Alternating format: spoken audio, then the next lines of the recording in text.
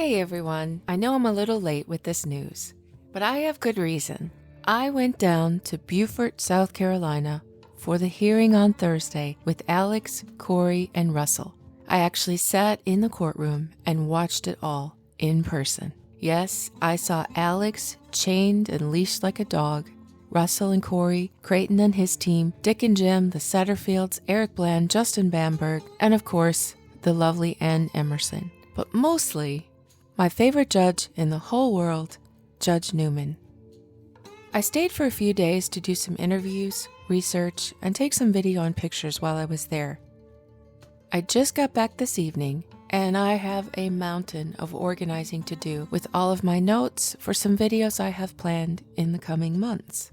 I'm really excited to bring that all to you. But before I get to any of that, I wanted to quickly go over the state's response that was filed on Friday. They filed a return to motion to suspend appeal and for leave to file motion for new trial. It's only 4 pages, so it won't take too long. Let's get started. So there is a goose out there on the pond.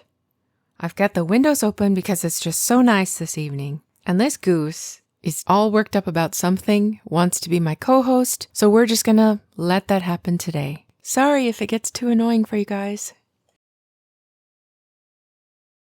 Season 2 of the Murdaugh documentary on Netflix. It looks really good. It has some of the kids that were in the boat crash. It has Becky Hill, the clerk of court that's been accused of jury tampering. It has cousin Eddie, Blanca the housekeeper, Creighton, Alan Wilson the attorney general, and I can't remember who else.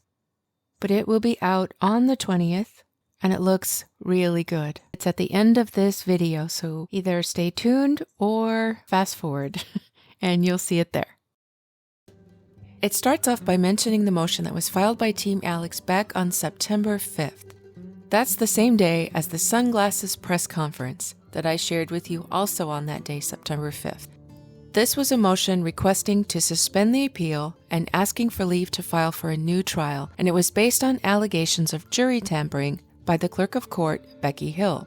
As a side point, I updated that story a couple times, and I mentioned that 2 other jurors had come forward and retained Eric Bland, and they assert that these allegations of jury tampering are false. I have a new update to that update that there are now 4 jurors who've retained Eric and also assert these allegations are false. So now we have 4 actual jurors about to swear in affidavits that these accusations are false, as opposed to 1 disgruntled juror who was excused before the verdict was read, 2 affidavits that were written and signed by a paralegal, not the actual jurors, and only 1 actual juror.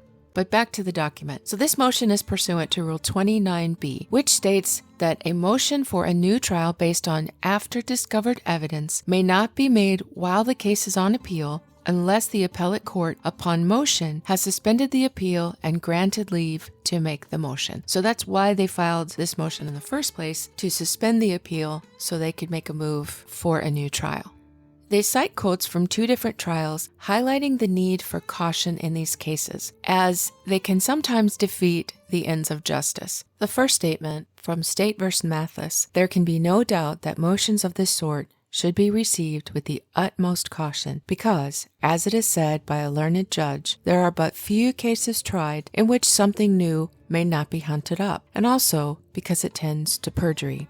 So basically, a case could just go on, as clients and their lawyers could continue to dig things up in the hopes of getting a retrial. Or as stated in the case of the State v. DeAngelis, the courts do not look with favor upon applications for new trials on the ground of after-discovered evidence, as there must be an end to litigation in any case. The second one, from State v. Harding, says, it would have a mischievous tendency, after all the evidence on the part of State had been fully disclosed, to allow one with his life in danger an opportunity by the assistance of Confederates to procure unprincipled witnesses to contradict the evidence on the part of the State and thereby defeat the ends of justice. That one especially really reminds me of this case. We could see that, for example, with a disgruntled juror that's mad about having been excused before the verdict, or sore loser attorneys, or appellates who are lawyers themselves. Here on page 2, it cites a case of Hayden v. State. This case was tried in the Supreme Court of South Carolina on January 26, 1983.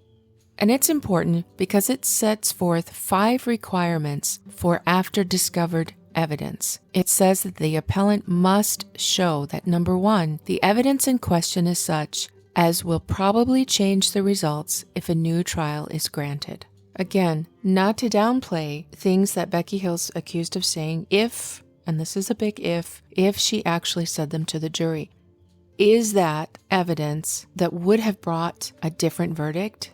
2, the evidence has been discovered since the trial. That will be discussed later. 3, the evidence could not have been discovered prior to trial by the exercise of due diligence. Again, that goes with 2, and you'll hear statements made by Dick and Jim both that tell us they thought they saw something during the trial.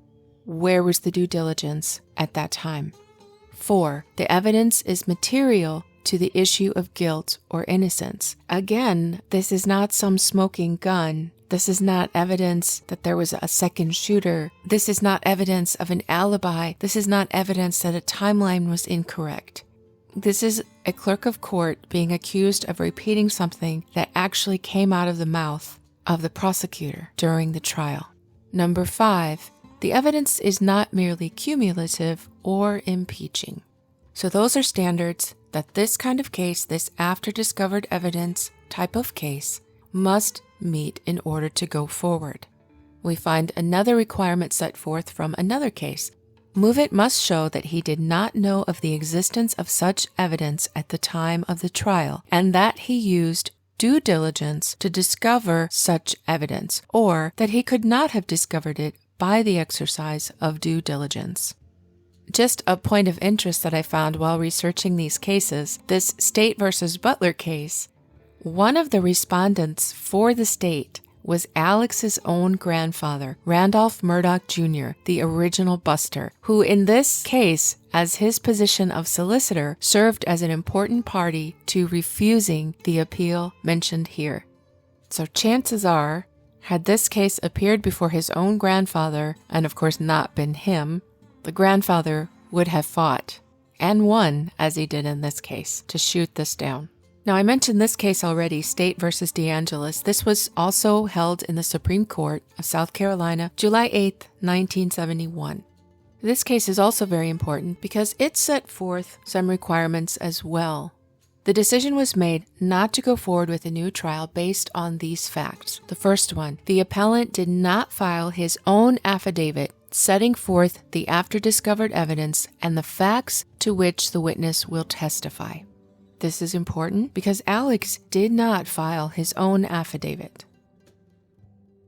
It is essential to the consideration of a motion for a new trial based on after-discovered evidence that such motion shall be supported by an affidavit of the accused himself, which would be Alex. Third point, the affidavit of the accused must show that he did not know of the existence of such evidence at the time of the trial and that he used due diligence to discover such evidence. Again, we're going to focus on that in a little bit. And lastly, an affidavit of the appellant's counsel showing these matters is not sufficient. And yet here in their motion, a paralegal from their firm is the one who drafted and signed not one, but 2 of the affidavits. I like the humility of the state in the next paragraph, especially in contrast to the one filed by Team Alex, where they pretty much demanded things.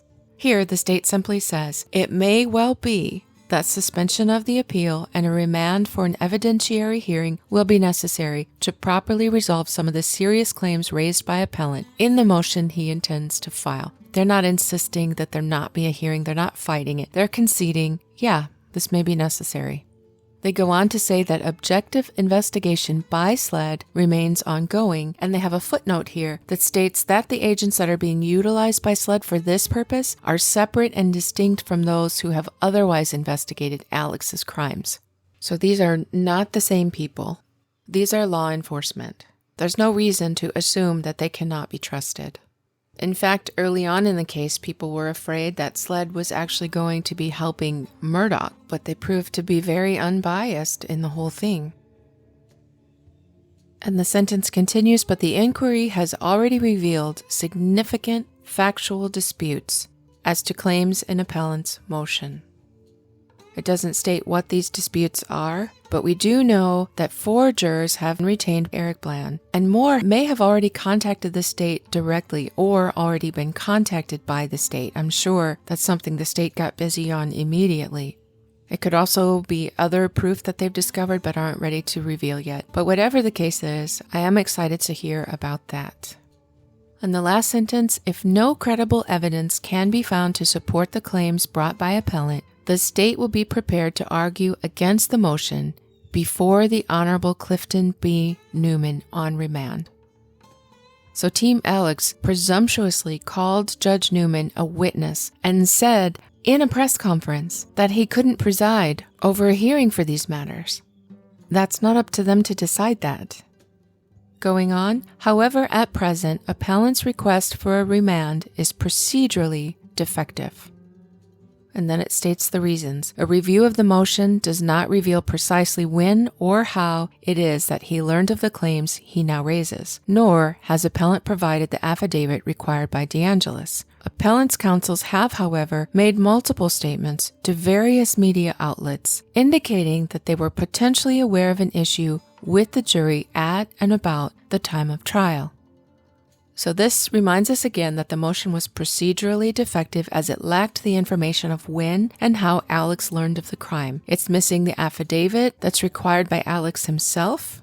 And then the big point. Remember, one of the requirements is that the information must have been discovered since trial, not during trial. But this response points to key moments in a press conference. In the aftermath of the verdict, we had received information that we needed to look into what happened in the jury room. Well, I think we observed it. We did. No, I was there. Oh, yeah. Yeah. I was there. I watched it. But, I mean. Well, George, and on Good Morning America. Soon after the trial, actually, as soon as the verdict was rendered, we had gotten, some indication from folks in the courtroom that there was something untoward that had happened in the jury room.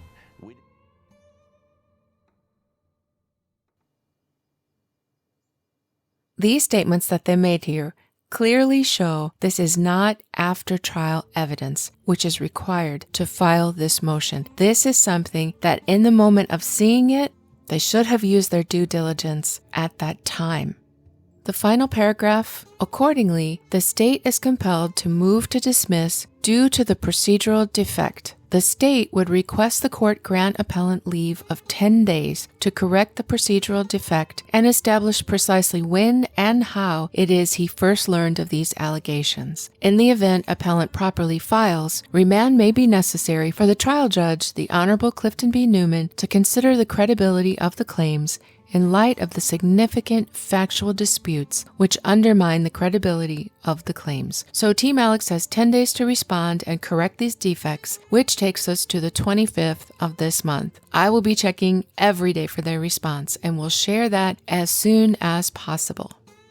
I will be talking about the sentencing hearing with Corey, explaining how we come up with 20 years as his sentence, as that was delivered in a very confusing way, as well as relaying to you things that I observed with my own eyes during that court hearing, and many, many more things.